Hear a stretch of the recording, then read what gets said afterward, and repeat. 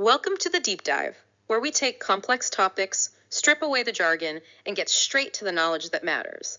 Today, we are strapping ourselves in for a dive into the very engine room of deep learning, optimization. We're talking about achieving warp speed and stability right from the very first step of model training. We are. We're dissecting the novel Adam Optimizer. That stands for Nested Momentum and Precise Double EMA Bias Correction.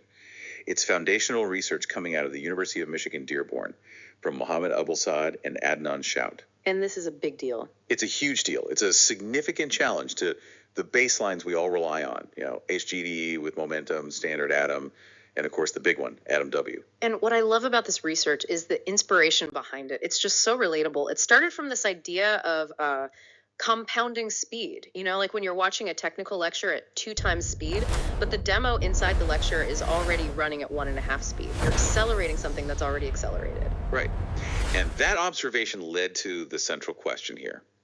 If we have momentum already built up, call it velocity, can we efficiently turn that velocity into acceleration to finish training sooner? Can we leverage the motion we already have? And Adam is basically the answer to that question. It's a nested momentum adaptive optimizer, and it's designed for a faster and maybe more importantly, a more stable start to training. Exactly. When you picture that really complex, noisy loss landscape with all its bad local minima, AdamN is engineered to navigate that with just, a lot more precision. So it's Adam-like, but the N is the key part. The N is everything. It stands for nested momentum. So we should be clear, this is a drop-in optimizer, right? It's a drop-in. You keep the robust adaptive part, the brakes, as we call them, but you completely overhaul the numerator, the part that controls direction. How does that work? Well, you replace the standard single EMA with a nested one. So you go from the gradient G to velocity V, and then from velocity to acceleration A. And that's paired with the real innovation here, an exact double EMA bias correction. And that's to remove the cold start bias. Precisely, to make sure those first steps are aggressive but stable, not, timid. Okay, so to really get why this matters, we probably need a quick refresher on where things stand with optimization right now. For sure. Deep learning really relies on 2 core techniques to handle these messy, noisy loss functions. Right. The first one is direction smoothing. That's just classic momentum, isn't it? It is, your classic VT. It accumulates the gradient over time, helps you accelerate along those nice smooth paths.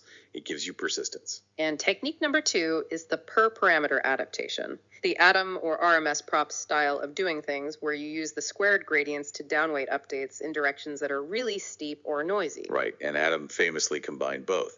Then AdamW came along and gave us a huge improvement by decoupling weight decay. Okay, so AdamW fixed the regularization problem. It did. But here's the critical gap it left open. It didn't fix the numerator bias problem, or that inherent trade-off you get with a single EMA for direction. And that trade-off is a huge pain point. If you want your direction to be smooth, have a long memory, your initial steps become automatically tiny and timid. Exactly, which is why everyone uses these hand-tuned warm-up schedules. The operational cost of that is just enormous. It is. Jittery starts lead to runs that just fail, schedule slips, and massive cloud bills from restarting things over and over. So getting to a good accuracy faster isn't just a benchmark win. It's about saving money, saving resources. It's a green AI issue, absolutely. Reducing the carbon footprint of all this training. So this brings us to the 3 big gaps that Adam was designed to fix. Gap 1. A lack of a principled momentum of momentum. We all want longer, smoother memory, but if you just naively stack these moving averages, You make the problem worse. You make it way worse. The cold start bias basically double counts, and it shrinks your early steps towards 0 even more aggressively. Gap 2, that constant dependency on warm-ups. We're still relying on these fragile hand-tuned schedules. Right. It adds so much complexity. Adam aims to just get rid of that entirely. And gap 3 is about control, or the lack of it. The lack of it. With a standard Adam optimizer, you have one knob, beta 1, to control 2 different things: directional memory and how much you react to the new gradient. And you need separate knobs for those. You need orthogonal control. It's like having a sound mixer with just one single volume fader for everything. Yeah. You can't control the EQ and the amplitude separately. So how does Adam give us that control? Let's get into the technical core of it. The intuition is really elegant. Think about how squaring a function can smooth out high-frequency noise. Well, Nested momentum is sort of the equivalent in optimization.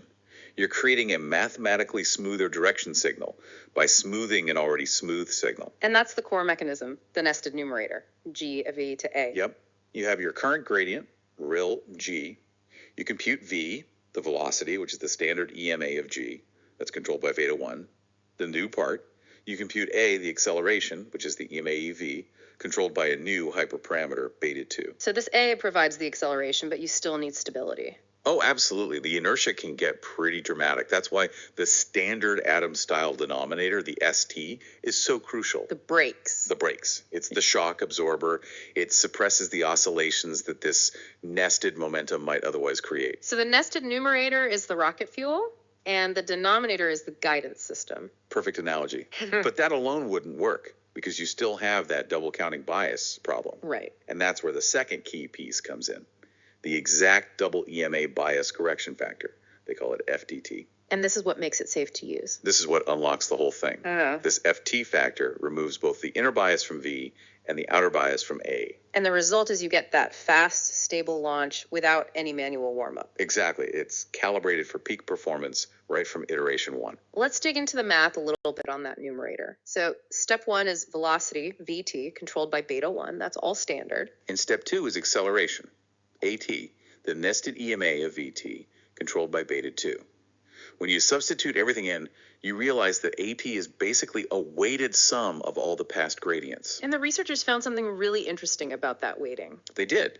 In the special case, where beta 1 equals beta 2, the weighting kernel, the function that weights the past gradients, is triangular with an exponential tail.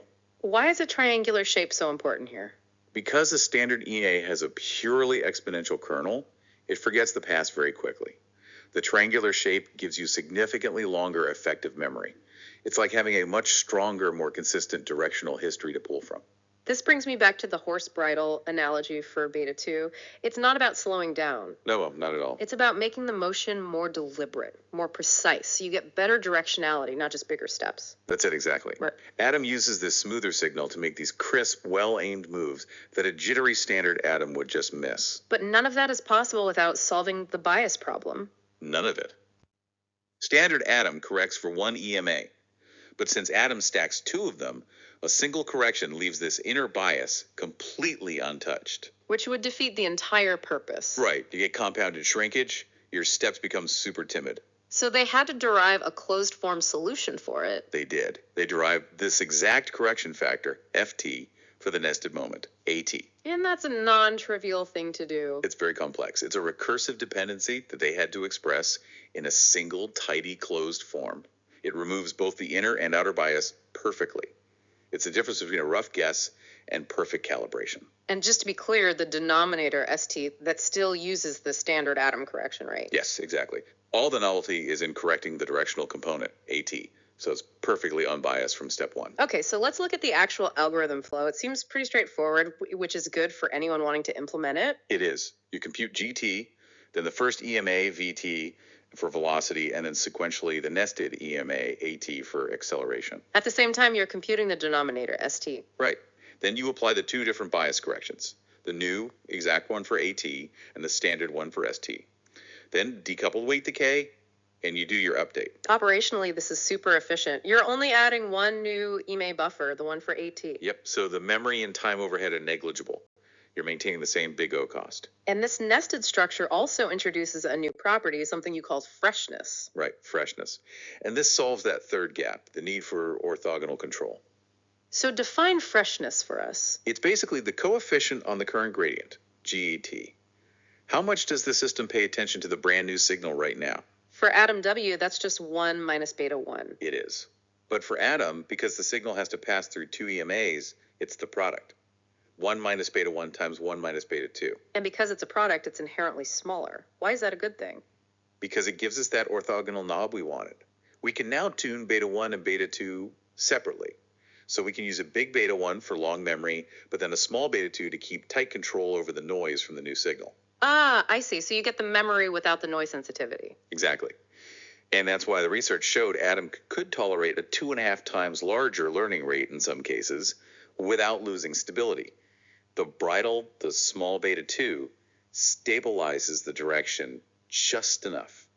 You mentioned a connection to digital signal processing. Yes, I think it's a really helpful analogy. You can think of the whole process as a filter.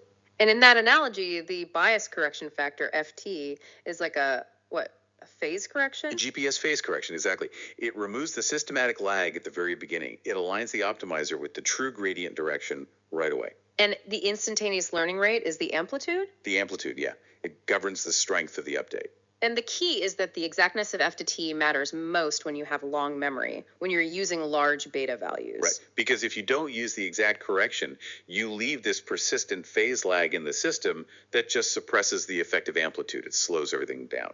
So only the exact correction gives you that faster early convergence. The data confirms it. It's the difference between having the right directional data now versus, getting in a few steps too late. Okay, this all sounds great in theory, but the proof is always in the performance. Of course.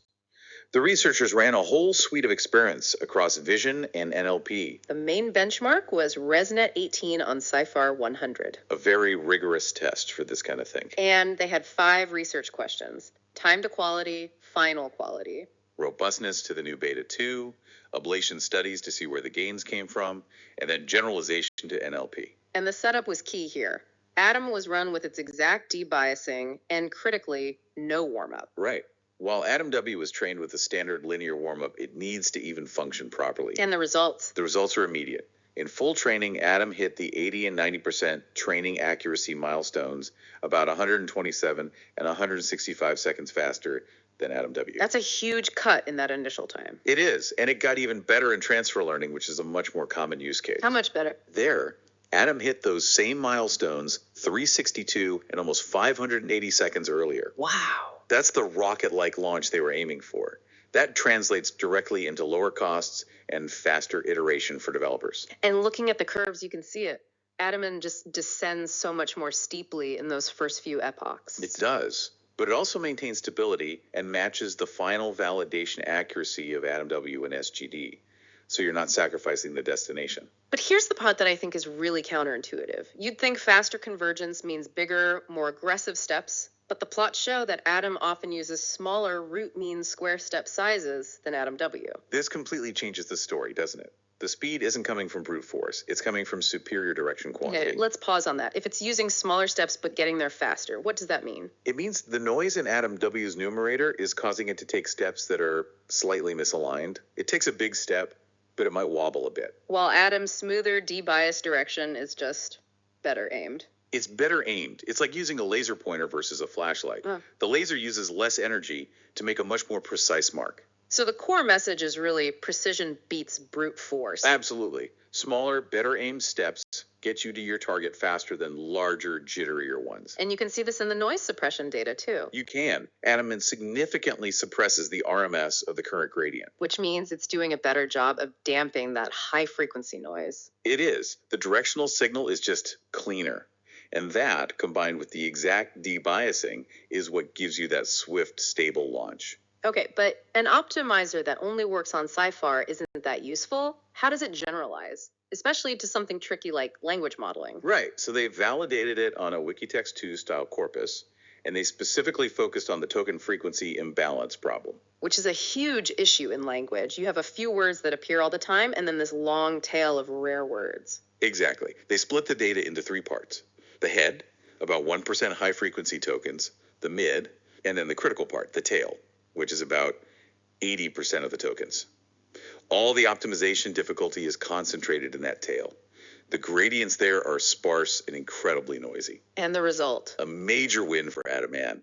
It reduced the tail perplexity by roughly 2 times compared to AdamW. A 2x reduction on the hardest part of the data, that's a proxy for much better generalization. It is. It means the model handles the edge cases and rare words better. And here's the paradox again. It did this while using a smaller effective learning rate on those sparse tail tokens. It reinforces the principle completely. When the signal is noisy, smoothing it twice and then calibrating it perfectly gives you a much better direction. Smaller, cleaner steps beat larger, noisy ones. Every time. Let's bring this right up to the present. I know there were later experiments on Llama 3.1 AB. Yes. And at that scale, the efficiency gains become even more critical. What happened there? AdamN reached AdamW's final perplexity in roughly half the number of steps. half the steps. So that's more than a 2 times speed up in time to quality. It is. And it didn't just match the baseline faster, it achieved a slightly better final perplexity too. For anyone doing LLM fine-tuning, cutting training time in half is just a massive paradigm shift. Before we get too carried away, though, we need to talk about how to use it properly. The ablation studies were really important for this. Right. They tested what happens if you don't get the settings right. And they found that the nested momentum is only safe if you keep that new decay factor, beta 2, relatively small, something like 0.1 to 0.3. So what happens if you crank beta 2 up to, say, 0.8 or 0.9? Doesn't that give you the longest memory? It does, but it's too much. The studies show that a large beta 2 actually caused convergence to slow down or even collapse. Why? If the signal is too smooth, you overdampen it. You lose too much of the important new information, it becomes sluggish inertia, not acceleration. So the speed comes from a small stabilizing beta 2. It's a subtle filter, not a heavy blanket. That's the perfect way to describe it. And that leads to some very specific practical guidance. Which is? You should use a schedule for beta 2. Start at small, 0.1 or 0.3 for that fast launch, and maximal responsiveness. And then later in training? Later on, maybe around 20 to 40% of the way through, you can increase it to 0.6 or 0.8. That provides more stabilization when the loss surface flattens out. The operational impact of all this seems pretty transformative. I think so. The most obvious thing is faster time to quality, faster time to market. And the green AI aspect is huge. Fewer GPU hours, lower costs, less energy. Definitely. And think about the developer experience. No more fragile, hand-tuned warm-ups. That gets rid of a huge source of failed runs and debugging headaches. So to sum up our deep dive today, Adam is really fixing some of the fundamental stability and speed problems we've lived with in adaptive optimizers. It introduces a principled momentum of momentum, that G to V to A structure. Which gives us that orthogonal control over memory and responsiveness we were missing. And critically, it pairs that with the exact double EMA bias correction factor, FT, to give you that stable, warm-up free launch. Let's bring back that signal processing analogy one last time. The GPS phase correction. The GPS phase correction. The exact correction, FT, aligns the optimizer with the true gradient direction from the very first step. No wobbling around trying to find its footing. And we should acknowledge the support of the University of Michigan Dearborn for this research. And for our listeners who are interested in adopting this, we should note that this innovation is subject to an ongoing patent process. For more details on the methodology, you can always refer to the documentation or contact the authors, Mohammed Abul Saad or Adnan Shout. And here's a final thought for you to chew on today. Consider the full hidden cost of unstable optimization starts. It's not just the GPU hours, it's the human capital wasted on debugging fragile warm-ups. If the data really shows that better directionality can deliver a 2 times faster result using smaller steps, what other long-held assumptions we have about brute force in machine learning might be ripe for a complete revision.